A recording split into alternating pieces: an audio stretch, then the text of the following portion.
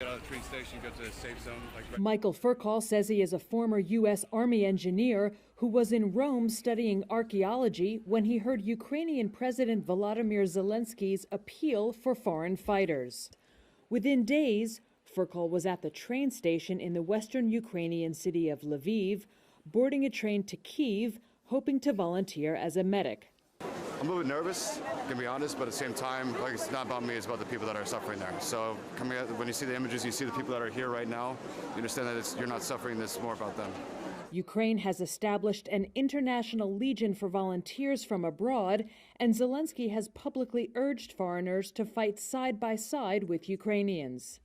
Some of the foreign fighters say they are attracted by the cause, to halt what they view as an unprovoked attack in a once-in-a-generation showdown between the forces of democracy and dictatorship, even if it may have been a tough sell for their families back home.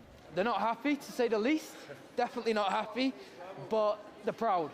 A man who identified himself only as Jax was among a group of British fighters headed to Kyiv.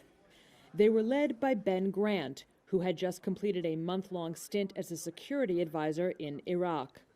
Grant was unclear whether his men would be deployed independently or as part of a Ukrainian unit.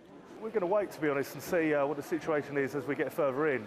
Another man who said he was a former British soldier and Afghanistan veteran, who calls himself Kruger, warned that even those who have previously seen fighting might struggle in Ukraine's war zones. If you're out here as a war tourist, it's not the place for you. I think the realities of war, if you head out to the front, is going to be pretty overwhelming. Although it is unclear how many foreign fighters had arrived in Ukraine, President Zelensky said last week that more than 16,000 foreigners had volunteered.